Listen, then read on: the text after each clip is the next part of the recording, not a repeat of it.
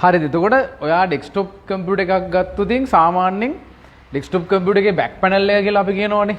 Computer එකේ අර පිටිපස්ස පැත්ත බැලුවාම ඔයාලට පේන්න තියෙන්නේ. අපි මේ පැත්තට කියනවා බෑක් පැනල් එක කියලා. එතකොට ඒකේ තියෙනවා ගොඩක් පෝට්ස් තියෙනවා නේද? කෙවිනි ගොඩාක් තියෙනවා. ඔයා මේ කෙවිනි ගැන ඇයි දැනගෙන ඉන්න ඕනේ? විභාග ලියන්නවද? නෑනේ දැන් ඔයා දැන් ICT කරලා ඉන්නකොට අල්ලපු ගෙදරට කම්පියුටරයක් ගෙනල්ලා කියනවා මේ අයියේ එහෙම නැත්නම් අක්කේ ඇවිල්ලා මේ අපේ කම්පියුටර් එක හයි කරලා දෙන්න කියලා. දුවන්න තමයි වෙන්නේ මේ පෝට්ස් ටික ගැන දන්නේ නැති විදියන. ඒක නිසා විභාග ලියන්න විතරක් නෙවෙයි පෝට්ස් ටික අනිවාර්යෙන් අඳුනගෙන ඉන්න ඕනේ හැමෝම. සාමාන්‍යයෙන් අපි ඩෙස්ක්ටොප් කම්පියුටර් එකක අපිට දකින්න තියෙන තරම් පෝට්ස් ලැප්ටොප් එකක දකින්න නෑ අයියේ. අපි ඩෙස්ක්ටොප් කම්පියුටර් එකේ සිස්ටම් යුනිට් එකේ පද්ධති එකකේ බෑක් පැනල් එක දිහා බැලුවොත් ඒ කියන්නේ එයාගේ සිස්ටම් යුනිට් එක අනිත් පැත්ත හරවලා බැලුවොත් ඔයාලට ගොඩාක් පෝට්ස් පේන්න තියෙනවානේ. ඒ කියන්නේ මෙන්න මේ මදර් බෝඩ් එකේ තියෙන පෝට්ස් ටික තමයි ඔයාලට ඒ පේන්න තියෙන්නේ. හරිද? අපි ලැප්ටොප් එකක් ගත්තොත් ඉතින් එච්චර අපිට පෝට්ස් පේන්න නැහැනේ. ඇයි ඒ? ඔව් ලැප්ටොප් එකක් ගත්තොත් ඉතින් අපිට ඒකේ ලැප් එකේ බාහිරින් සම්බන්ධ කරන තියෙන උපාංග හරි අඩුයි. සාමාන්‍යයෙන් අපිට ඒකට හේතුව තමයි කීබෝඩ් එක සිස්ටම් යුනිට් එකේ ඩෙස්ක්ටොප් එකේ ගත්තොත් කීබෝඩ් එකක් එන්නේ නැහැනේ. අපි ඒක බාහිරින් සම්බන්ධ කරගන්න ඕනේ. ඊළඟට මවුස් එක ගන්න. ඩෙස්ක්ටොප් එකට මවුස් එකක් සිස්ටම් යුනිට් එකට සම්බන්ධ කරලම ඉන්නේ නැහැනේ. අපි මවුස් එක බාහිරින් සම්බන්ධ කරගන්න ඕනේ. හරිද? ඊළඟට මොනිටර් එක ගන්න. මොනිටර් එකක් අනිවාර්යෙන් අපි සිස්ටම් යුනිට් එකට පද්ධති එකකට සම්බන්ධ කරගන්න ඕනේ. හැබැයි ඒ විදිහට ගොඩාක් උපකරණ තියෙනවනේ අපි බාහිරින් පාවිච්චි කරන වෙබ් කැමරාස් ඊළඟට තව ගොඩාක් උපකරණ අපි බාහිරින් සම්බන්ධ කරන. හැබැයි ලැප්ටොප් එකක් ගත්තොත් ඉතින් ඒකේ එච්චර පෝට්ස් අවශ්‍ය නැති හේතුව තමයි මොනිටර් එකක් වෙනම හයි කරන්න ඕනද? අපි නෑනේ. මොකද ඒකේ ඉන්බිල්ට් ඩිස්ප්ලේ එක තියෙනවා. ඊළඟට අපිට ස්පීකර්ස් වෙනම හයි කරගන්න ඕන වෙනවද? ඕනනම් පුළුවන් ලැප්ටොප් එකේ සාමාන්‍යයෙන් ඉන්බිල්ට් ලැප්ටොප් එකේ ස්පීකර්ස් තියෙනවා. හරිද? ඊළඟට කීබෝඩ් එකක් අපිට වෙනම මවුස් එකක් වෙනම හයි කරන්න ඕනේ නෑ. ලැප්ටොප් එකේ ඉන්බිල්ට් එන නිසා ඒකේ ඔයාගේ ඩෙස්ක්ටොප් කම්පියුටර් එකේ මේ බෑක් පැනල් එකේ තියෙන තරම් පෝට්ස් ගොඩාරියක් ඉන්නේ නෑ. එම අවශ්‍ය නෑ. හැබැයි සමහර පෝට් එනවා. හරිද? අපි බලමු එහෙම මොනවද කියලා. දැන් මුලින්ම ඩෙස්ක්ටොප් කම්පියුටර් එකක් ගත්තාම මේක තේරුම් ගන්න පුතේ මදර් බෝඩ් එක. ඔයා අර සිස්ටම් යුනිට් එක අනිත් පැත්ත හැරුවාම ඔයාට පේන්න තියෙන්නේ මෙන්න මේ මව්පුරවනේ ඇතුලේ තියෙන්නේ මදර් බෝඩ් එකේ මෙන්න මේ පෝට්ස් ටික තමයි ඔයාට පේන්න තියෙන්නේ. හරිද? මෙන්න මේ පෝට්ස් ටික තමයි ඔයාට පේන්න තියෙන්නේ. මේ පෝට්ස් වලින් එකිනෙකට වෙනස් කාර්යයන් තමයි කරන්නේ. හරිද? උදාහරණයක් ගත්තොත් අපි මම පෝට් එකෙන් පෝට් එකට ඔයාලට පැහැදිලි කරගෙන යන්නම්. හැම ඩෙස්ක්ටොප් PC එකේම මේ පෝට්ස් මෙතන තියෙන ගොඩක් ඒවා තියෙනවා. වර්තමාන වෙනකොට සමහර පෝට්ස් පාවිච්චි කරන්නේ නැති නිසා ඉවත් වෙලා තියෙනවා. හරිද? නමුත් අපි ස්ටෑන්ඩඩ් මේ සියලුම පෝට් ගැන පොඩ්ඩක් දැනගෙන ඉන්න ඕනේ. මොකද ඔයා ලෝකේ කොහේ ගියත් ඔයාට හම්බෙන කම්පියුටර්ස් වල මේ පෝට්ස් තියෙනවා. මෙතන නැති සමහර අලුත් පෝට්ස් උත් මේ වෙනකොට ඇවිල්ලා තියෙනවා. අපි Thunderbolt කියලා පෝස්ට් එකක් මේ පෝට් එකක් තියෙනවා. ඒක මේ වෙනකොට අලුතෙන් අඳුන්වලා දීප එකක්. අලුත්ම ඉස්සරහට එන්න මදර් බෝඩ් වල තමයි Thunderbolt පෝට් එක තියෙන්නේ. හරිද? මේකේ ඔයා දන්නවා ඩෙස්ක්ටොප් කම්පියුටර් එකේ බෑක් පැනල් එක ගත්තොත් ඔයාට හම්බෙන පළවෙනි පෝට් එක උඩින් ඉඳලා පල්ලෙහාට පිළිවෙලින් ගියොත් අපි කියනවා පුතේ PS2 පෝට්. හරිද? මොනවද පෝට් එක? PS2 port. PS2 කිව්වහම මෙන්න මේ පෝට්ස් මේ පාට දෙකෙන් ඉන්න පෝට්ස් දෙකටම අපි කියන්නේ PS2 කියලා. හරිද? මේ දෙන්නටම අපි කියන්නේ PS2 කියලා. මේ දෙන්නගෙන් අපි දන්නවා කොළ පාට සහ දම් පාට කියලා පෝට් දෙකක් තමයි එන්නේ. පාට දෙකකින් ඔයාට වෙන් කරලා අඳුන ගන්න තමයි මේ වර්ණ දෙකක් දීලා තියෙන්නේ. අපි කොළ පාට පෝට් එක පාවිච්චි කරනවා PS2 වර්ගයේ මවුස් එකක් සම්බන්ධ කරන්න ඔයාගේ කම්පියුටර් එකට. හරිද?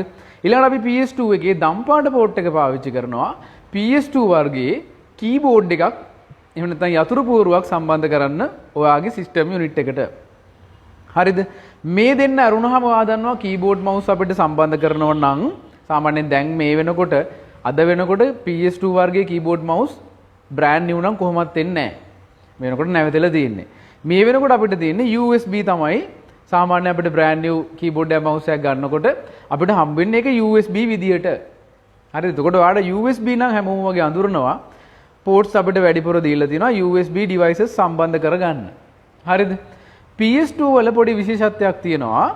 USB වල නම් ඕනම වෙලාවක ඔයා හයි කරන කීබෝඩ් එක මවුස් එකක් හයි කරලා පොඩි වෙලාවක් ඇතුළත ඒකේ ඩ්‍රයිව් එක අඳුනගත්තට පස්සේ වැඩ කරන්න පටන් ගන්නවා. හැබැයි PS2 පෝට් වල පොඩි විශේෂත්වයක් තියෙනවා. PS2 පෝට් එකට කම්පියුටර් එක ඔන් එකේ තියෙද්දි උදාහරණයක් හිතන්න ඔයාගේ කීබෝඩ් එක හරි මවුස් එක හරි PS2 වර්ගේ නම් එකපාර වයර් එක ගැලවිලා වැඩ නොකර ගියා කියලා කම්පියුටර් එක ඔන් එකේ තිබුණේ. හැබැයි දැන් USB එකට නම් එහෙම වුණාම ආයෙ හයි කරාම ඔටෝමැටිකලි වැඩ කරනවා. මොකද USB කියන්නේ plug and play. හයි කරා පාවිච්චි කරා. හැබැයි PS2 වල එහෙම බෑ අපිට. PS2 පෝට් එක හයි කළා පෝට් එකට ඩිවයිස් එක හයි කළා අනිවාර්යයෙන්ම කම්පියුටර් එක රීස්ටාර්ට් කරන්නම ඕනේ. මේක ක්‍රියාත්මක වෙන්න නම් ඔයාගේ මේ හයි කරපු කීබෝඩ් එක මවුස් එක වැඩ කරන්න නම් රීස්ටාර්ට් එකක් දෙන්නම ඕනේ. හරිද? නැත්නම් PS2 එක්කෙනා PS2 පෝට් දෙකම අඳුනගන්නේ නැහැ ඔයාගේ ඩිවයිස් දෙක වැඩ කරන්නේ නැහැ කියලා කියයි. ඒක නිසා අනිවාර්යයෙන්ම රීස්ටාර්ට් එකක් දීම අනිවාර්යයි PS2 වල. මතක තියාගෙන ඉන්න. හරිද? විභාගයට අහන්නේ නැති වෙයි. නමුත් ඔයාට අර මම කිව්වා වගේ කාගේ හරි කම්පියුටර් එකක මෙහෙම ප්‍රශ්නයක් කළා කිව්වොත් හදන්න IT කරලා බැරි නම් ප්‍රශ්නයක්. ඒක නිසා දැනගෙන ඉන්න ඕනේ. හරිද? ඊළඟට ගත්තොත් VGA පෝට් එක. හරි? VGA පෝට් එක. මොකටද? ඔයාගේ කම්පියුටර් එකේ කරන දේවල් මොනිටර් වෙන්නේ බලන්න වෙන්නේ අවුට්පුට් ඩිවයිස් එක මොනිටර් එකනේ. එතකොට ඔයා කරන දේවල් මොනිටර් එකෙන් පේන්න නම් සිස්ටම් යුනිට් එකෙන් සිග්නල් එකක් අරගෙන යන්න ඕනේ මොනිටර් එකට. අන්නේ සිග්නල් එක ගෙනියන අපි කියනවා VGA කේබල් එක සම්බන්ධ වෙන්නේ මෙන්න මේ VGA පෝට් එකට. මේක මෙතන නැතුව වෙන තැනක තියෙන්න පුළුවන් අවස්ථාවක් තියෙනවා. හරිද?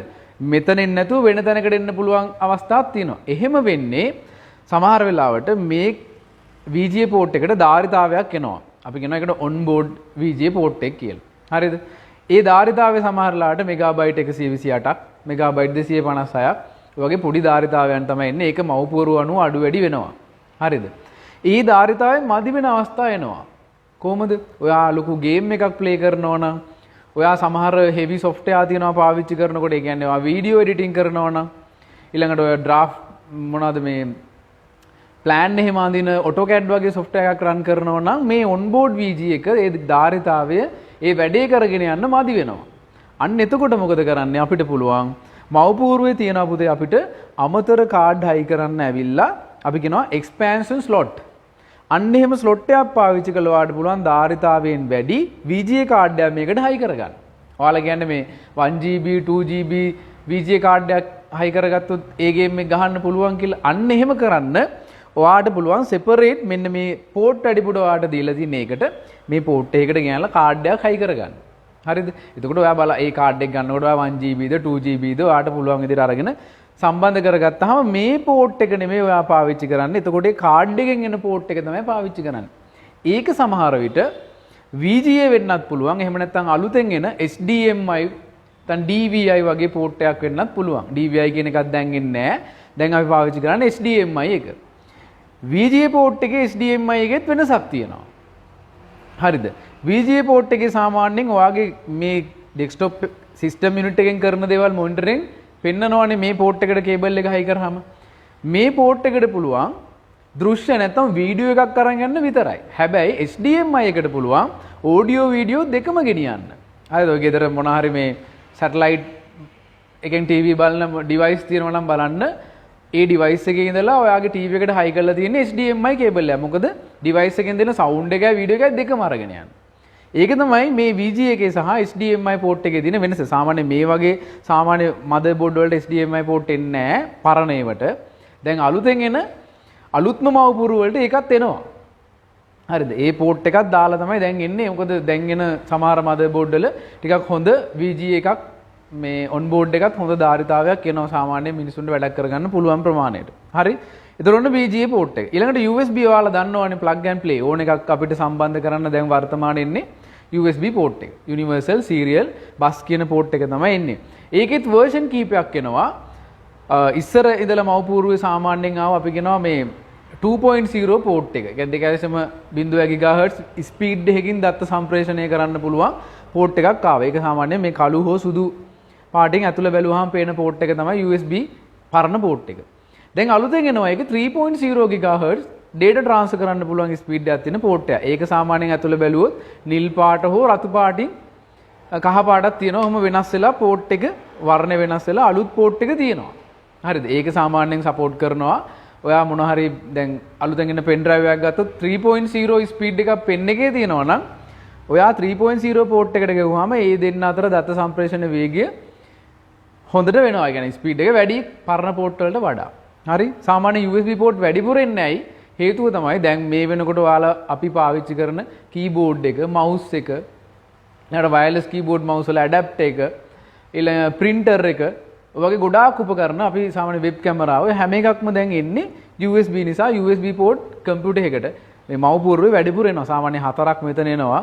ඊට අමතරව ඔයාලට මදර් බෝඩ් එකෙන් ඔයාගේ අර ඩෙස්ක්ටොප් එකේ ඉස්සරහා පැත්ත මේ පැත්තටත් ඔයාලට අමතරව තව පෝට්ස් දෙකක් 3ක් 4ක් ගන්න පුළුවන්. ඒක ඔයාගේ කේසින් එකේ ඉස්සරහා තියෙන පෝට් ප්‍රමාණය වැඩ කරනවා.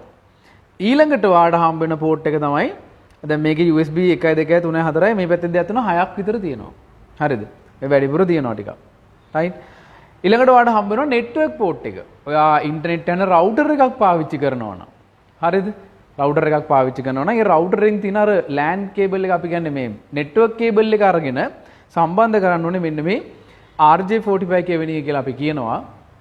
තාම අපි කියනවා නෙට්වර්ක් පෝට් එකට තමයි ඒක සම්බන්ධ කරන්න ඕනේ. හරිද? ඊළඟට වැදගත් සවුන්ඩ් පෝට් ටික. සවුන්ඩ් පෝට් එකේ මේ පෝට්ස් 3ක් එනවනේ. ඔතනින් ඕන මේකට හයි කරාට සද්ද එන්නේ නැහැ. හරිද? ඔය ඕන එකට හයි කරලා බලන එහෙම සද්ද එන්නේ නැහැ. හැම පෝට් එකෙම සද්ද ඇහෙන්නේ නැහැ. හරිද? ඔයා සවුන්ඩ් අවුට් එකක් එළියට ගන්න ඕනේ නෑ. ඒ කියන්නේ වගේ ස්පීකර්ස් හයි කරනවා නම් ඔයා අනිවාර්යයෙන්ම හයි කරන්න ඕනේ කොළ පාට එකටමයි. හරිද? කොළ පාට පෝට් එකෙන් විතරයි අපිට සවුන්ඩ් එකක් එළියට ගන්න පුළුවන්. අනිත් පෝට් වලින් සවුන්ඩ් එළියට ගන්න බෑ. හරිද? ඒක නිසා මතක තියාගන්න කොළ පාට පෝට් එකෙන් විතරයි අපිට සවුන්ඩ් එක එළියට ගන්න පුළුවන්. හරි? ඊළඟට රෝස පාට පෝට් එක ඔයා මයික් එකක් යූස් කරනවා නම් මේ වගේ මොන හරි මයික් එකක් පාවිච්චි කරනවා නම් මයික් එක දෙන්න ඕනේ කම්පියුටර් එකේ රෝස පාට පෝට් එකට. ඊළඟට මේ නිල් පාට එක තියෙන්නේ බාහිරින් තියෙන උපකරණයක ශබ්දය පරිගණක ඇතුළට අරන් යන්න. අපි කියනවා මේක ලයින් ඉන් එකක් කියලා. හරිද? එන ඔයාගා හිතන්නකෝ රේඩියෝ එකක් තියෙනවා. රේඩියෝ කියන සින්දුවක් කම්පියුටර් එකෙන් රෙකෝඩ් කරගන්න ඕනේ කියලා. එතකොට රේඩියෝ එකේ තියෙනවා නේද අර ස්ටීරියෝ කියලා ලියපු තැනක පොඩි ජැක් එකක් ගහන්න දෙන. ඒකට ස්ටීරියෝ ජැක් එක ගහලා ඒ ජැක් එක අරගෙන මේකට ගහලා ඔයාලට පුළුවන් කම්පියුටර් එකේ මොකක් හරි software එකක් රෙකෝඩින් software එකක් පාවිච්චි කරලා ඔයාට අවශ්‍ය කොටස රෙකෝඩ් කරගන්න. පස්සේ ඒක එඩිට් කරලා ඔයාට අවශ්‍ය මොන හරි අනවශ්‍ය දේවල් රෙකෝඩ් වුණා නම් ඒක අයින් කරලා ඔයාට අවශ්‍ය විදිහට රෙකෝඩින් එක හදාගන්න පුළුවන්. හරිද? මේ පෝට්ස් ටික දැනගෙන ඉන්න එක හරි වැදගත්. හරිද? ඔයා ලෝකේ කොහෙ ගියත් ඔයාලා ඩෙස්ක්ටොප් එකක් හම්බුනොත් හයි කරගන්න. හරි? මේ පෝට්ස් වලින් ලැප්ටොප් එකේ මම ගොනේ ගොඩක් ඒ වෙන්නේ නැහැ කියලා ලැප්ටොප් එකට එනවා සාමාන්‍යයෙන් VGA පෝට් එකක්. හෝ HDMI එකක්. මොකටද? ලැප්ටොප් එකේ තියෙන ඩිස්ප්ලේ එක ප්‍රොජෙක්ටර් එකකට අවුට්පුට් එක විදිහට ගන්න ඕනේ නම් අන්න එතකොට එනවා. ඊට අමතරව USB port කොහොමද දෙකක් තුනක් එහෙම එනවා ලැප්ටොප් එකේ. සවුන්ඩ් port මේ තුනක් එන්නේ එකක් එනවා. එක්කෝ ඒක මයික් එක හයි කරොත් මයික් එක ගන්නවා, ස්පීකර් හයි කරොත් ස්පීකර් ගන්නවා. ඒක ඒ විදිහට තමයි හදලා තියෙන්නේ ෆන්ක්ෂන් එන්න ඕන විදිහකට ෆන්ක්ෂන් එන්න ලැප්ටොප් එකේ හදලා තියෙන්නේ. ඉතින් මේ ports ටික ගැන ඔයා විභාග ලියන්න නෙවෙයි. හරිද? ප්‍රැක්ටිකලි දැනගෙන ඉන්න ඕනේ. නැත්නම් ඔයා O level වලටත් ICT කරලා A level වලටත් ICT කරලා දෙකටම ඒත් තිබිලා කම්පියුටර් එකක් කවුරු හරි දුන්නොත් හයි කරගන්න වෙන්න අපරාධේ. ඒක නිසා මේවා ගෙදර කම්පියුටර් එකක් තියෙනවා නම් පරිස්සමට ගලවලා ආයිමත් ඒක හයි කරලා බලන්න. හරිද? දැන් මම නම් පොඩි පන්ති වලදී අපි කරලා බලනවානේ. අපි 7 8 පන්ති වලදීත් මේ පෝස්ට් ටික ගලවලා හයි කරන්න දෙනවා. ඒකට හේතුව තමයි කම්පියුටර් එක කොච්චර ඉගෙන ගත්තත් වැඩක් නැහැ. ප්‍රායෝගිකව ඔයාට ඒක ඇප්ලයි කරගන්න පුළුවන් වෙන්න ඕනේ අවස්ථාවක් හම්බුනහම. හරි? හරි. එහෙනම් මම හිතනවා දැන් පැහැදිලි ඇති කියලා. රයිට්? එහෙනම් ලියා ගන්න මාතෘකාව පෝස්ට්. එහෙම නැත්නම් කෙවෙනි.